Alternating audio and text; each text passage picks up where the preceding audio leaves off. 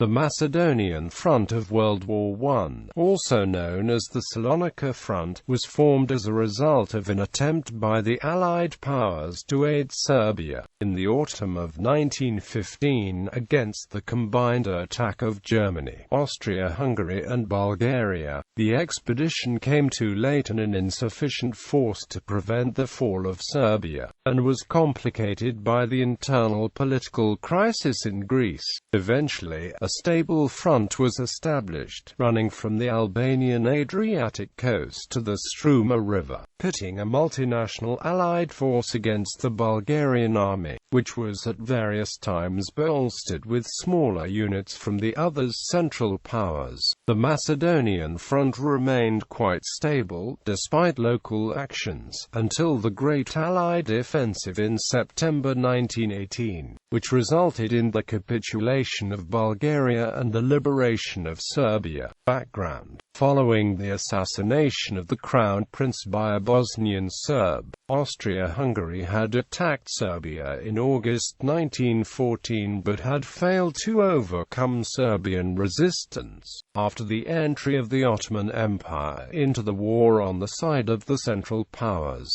the decisive factor in the Balkans became the attitude of Bulgaria. Bulgaria occupied a strategically important position on the Serbian flank, and its intervention on either side of the belligerents would be decisive. Bulgaria and Serbia had fought each other twice in the previous 30 years, in the Serbo-Bulgarian War of 1885 and in the Second Balkan War of 1913.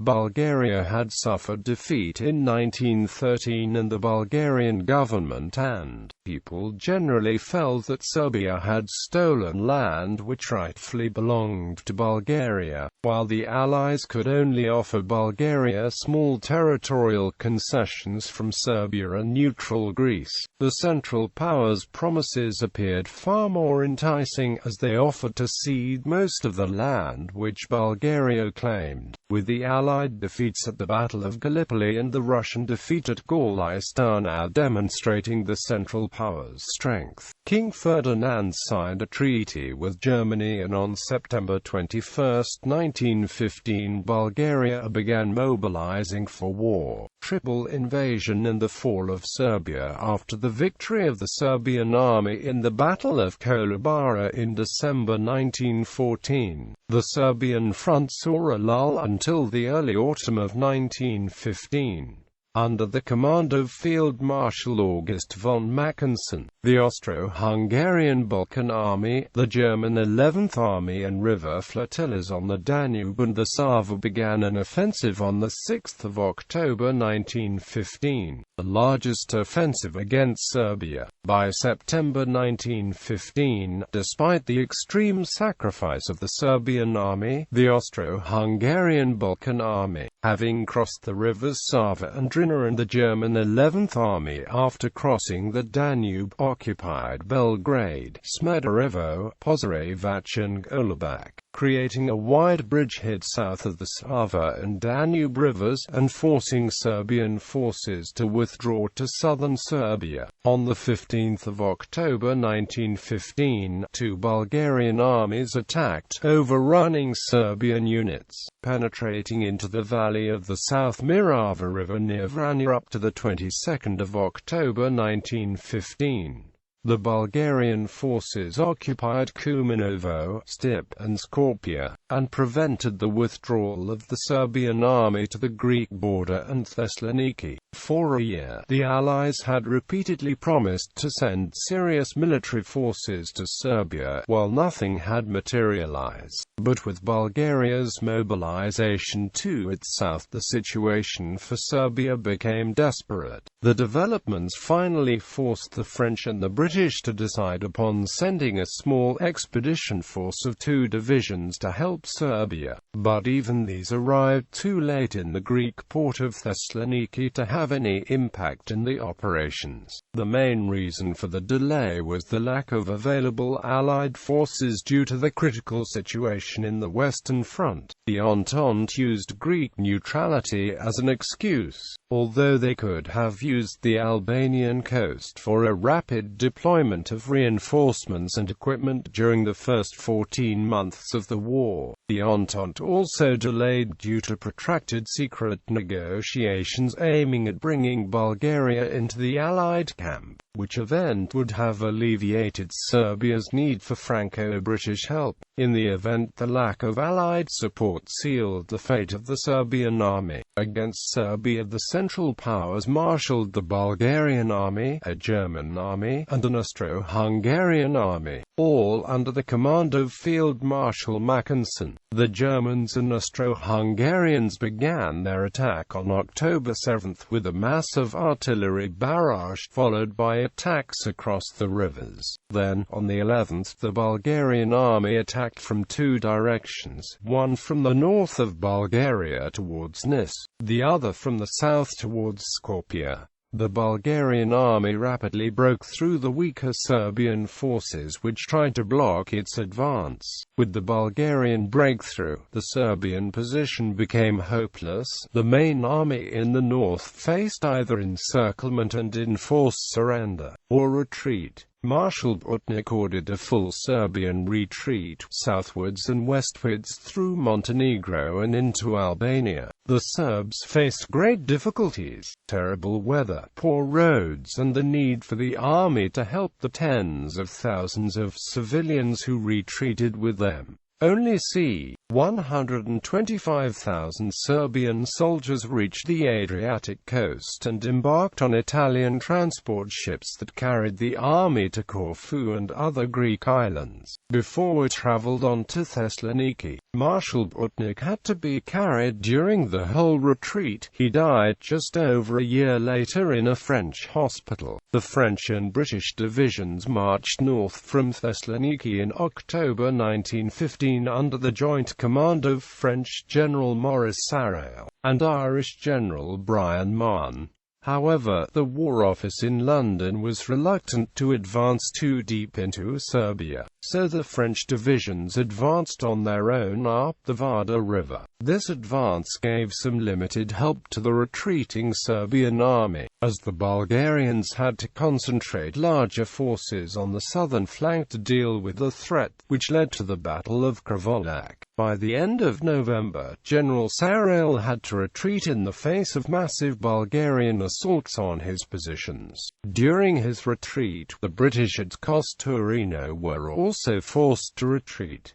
By December 12, all Allied forces were back in Greece. The Germans ordered the Bulgarians not to cross the Greek borders, reluctant to risk a Greek entry into the war in response to a Bulgarian invasion in Macedonia. The Allies for their part took advantage of that, reinforcing and consolidating their positions behind the borders. Thus there resulted a clear, albeit incomplete, victory for the Central Powers. As a consequence, they opened the railway line from Berlin to Constantinople, allowing Germany to prop up its weaker partner, the Ottoman Empire. Despite the Central Powers' victory, the Allies managed to save a part of the Serbian army, which, although battered, seriously reduced and almost unarmed, escaped total destruction and after reorganizing resumed operations 6 months later. And most damagingly for the Central Powers, the Allies, using the moral excuse of saving the Serbian army, managed to replace the impossible Serbian front with a viable one established in Macedonia, a front which would prove key to the final victory 3 years later.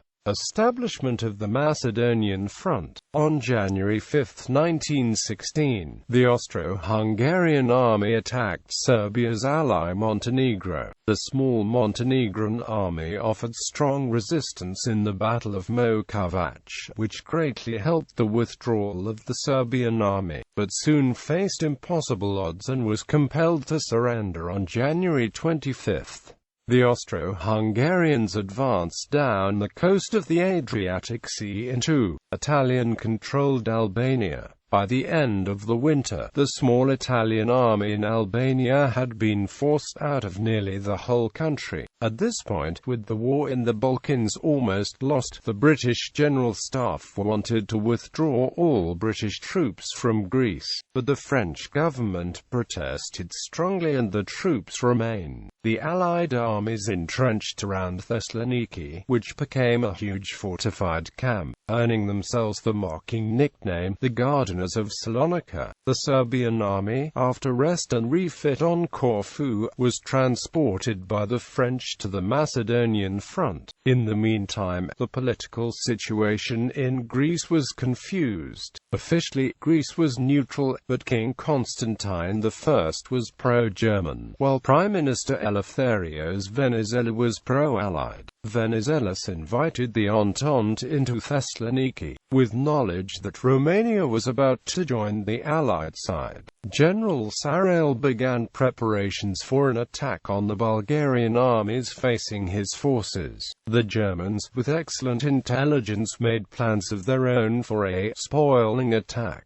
The German offensive was launched on August 17, just 3 days before the French offensive was scheduled to start. In reality, this was a Bulgarian offensive, as the Austro-Hungarian army was in Albania and only one German division was on the Greek border. The Bulgarians attacked on two fronts. In the east, they easily conquered all Greek territory east of the river Struma, since the Greek army was ordered not to resist by the pro-German King Constantine. In the west, the attack achieved early success thanks to surprise, but the Allied forces held a defensive line after 2 weeks. Having halted the Bulgarian offensive, the Allies staged a counter-attack starting on September 12.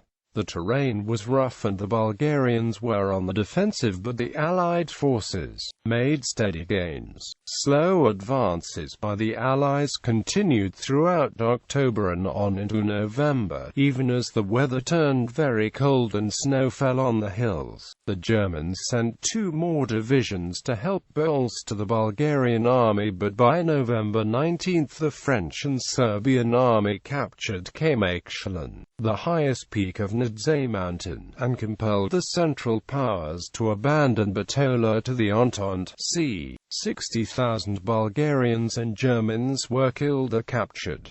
The front moved about 25 miles. The unopposed Bulgarian advance into Greek-held eastern Macedonia precipitated a crisis in Greece. The royalist government ordered its troops in the area not to resist and to retreat to the port of Kavala for evacuation. But no naval vessels turned up to permit the evacuation to take place. Despite occasional local resistance from a few officers and the nucleus units, most of the troops, along with the commander, surrendered to a token German force and were interned for the remainder of the war at Görlitz, Germany. The surrender of territory recently won with difficulty in the Second Balkan War of 1913 was the last straw for many Venizelist army officers. With Allied assistance, they launched a coup which secured Thessaloniki and most of Greek Macedonia for Venizelos. For that point, Greece had 2 governments: the official royal government at Athens, which maintained Greek neutrality, and the revolutionary Venizelist provisional government of national defense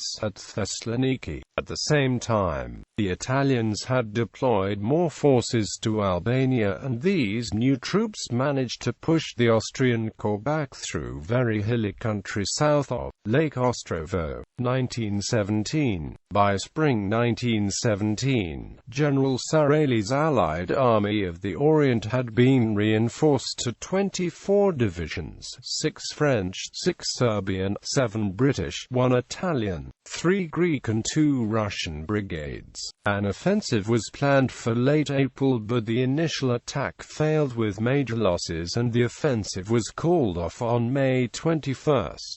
The Venizelists and the Entente, wishing to exert more pressure on Athens, occupied Thessaly, which had been evacuated by the Royalists, and the Isthmus of Corinth. dividing the country, after an attempt to occupy Athens by force that caused the reaction of the local royalist forces and ended in a fiasco in December. The Allies established a naval blockade around southern Greece which was still loyal to King Constantine, causing extreme hardship to the people in those areas. 6 months later, in June, the Venizelos presented an ultimatum, resulting in the exile of the Greek king and the reunification of the country under Venizelos. The new government immediately declared war on the Central Powers and created a new army. 1918. Opposing forces. In the middle of September, Central Powers Entente military operations. On 30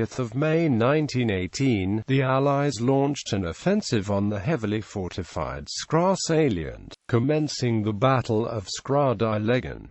The battle marked the first major Greek action on the Allied side in the war. Utilizing the cover of heavy artillery, a Franco-Hellenic force made a rapid push into the enemy trench, conquering Skra and the surrounding system of fortifications. Greek casualties amounted to 434 to 440 killed in action, 154 to 164 missing in action, and 1,974–2,220 wounded. France lost approximately 150 men killed or injured. A total of 1,782 soldiers of the Central Powers became prisoners of war, including a small number of German engineers and artillery specialists that served in Bulgarian units. Considerable amounts of military equipment also fell into Entente hands. The plan for a Bulgarian counterattack against Skra remained unfulfilled as the Bulgarian soldiers refused to take part in the operation. Both the Greek and the French press used the opportunity to extol the efforts of the Greek army, favorably influencing the Greek mobilization. The fall of Skra prompted Bulgarian Prime Minister Vasil Radoslav to resign on 21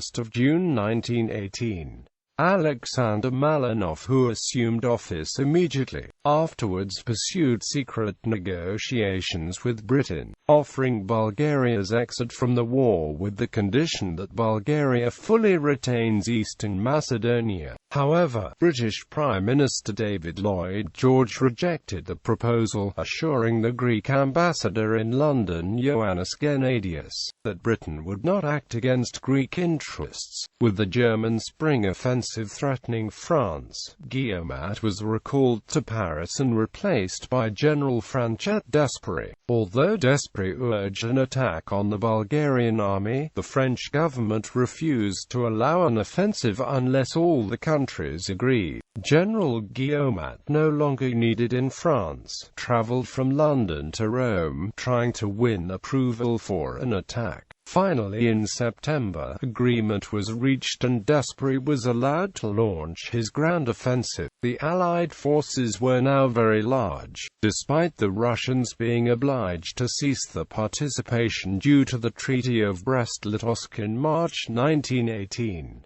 Not only did the Entente have the Greek army fully on the side, but they also had some 6,000 men from the Czechoslovak Legion who had been evacuated from Russia and sailed around the world, ready to fight the Austro-Hungarians. The Bulgarians had also increased their army during 1917, and in total manpower, the two sides were roughly equal. The Allies were certain of their impending victory, while the Bulgarians could see the war was lost. The Ottoman Empire was near collapse, the Austro-Hungarian government was in chaos, and the German army was beaten on the decisive Western Front. The Bulgarians were not willing to fight and die for a lost cause. The preparatory artillery bombardment of enemy positions for the Battle of Dobropol began on September 14. The following day, the French and Serbians attacked and captured their objective. On September 18, the Greeks and the British attacked but were stopped with heavy losses by the Bulgarians in the Battle of Doran. The Franco-Serbian army continued advancing vigorously, and next day, some Bulgarian units started surrendering positions without a fight, and a Bulgarian command ordered a retreat. In the official British government history of the Macedonian campaign, Cyril Falls wrote a detailed analysis of the situation of the Bulgarian forces and the situation of the front. Although a breakthrough was achieved at Dobropol and the Allied forces continued their advance, the Bulgarian army was not routed and managed an orderly retreat. By September 29, Skopje fell, but a strong Bulgarian and German force had been ordered to try and retake it the next day. The number of Bulgarian prisoners of war in Allied hands around the day was only 15,000. Another major factor contributed to the Bulgarian request for an armistice.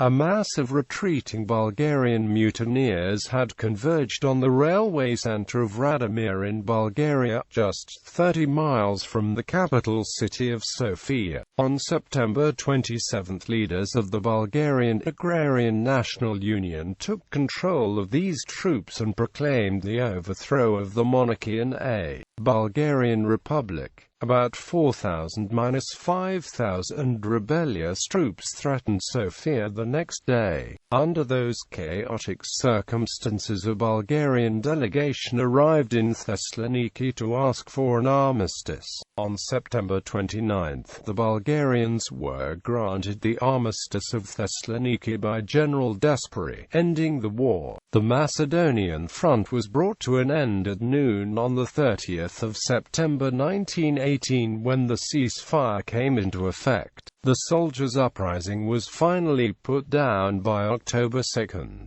Tsar Ferdinand I of Bulgaria abdicated and went into exile on October 3. The British army headed east towards the European side of the Ottoman Empire, while the French and Serbian forces continued north and liberated Serbia, Albania and Montenegro. The British army neared Constantinople, and with no serious Ottoman forces to stop it, and the Ottoman government asked for an armistice on October 26. Enver Pasha and his partners had fled several days earlier to Berlin, with desperate Frankie pushing ever forward. The Serbo-French army recaptured Serbia and overran several weak German divisions that tried to block its advance near Nice. On November 3, Austria-Hungary was forced to sign an armistice on the Italian front, and the war there ended. On November 10, Desperi's army crossed the Danube River and was poised to enter the heartland of Hungary. At the request of the French general, Count Karaly, leading the Hungarian government, came to Belgrade and signed another armistice, the Armistice of Belgrade. Memorials erected in the area include the Doran Memorial to the dead of the British Salonica Army.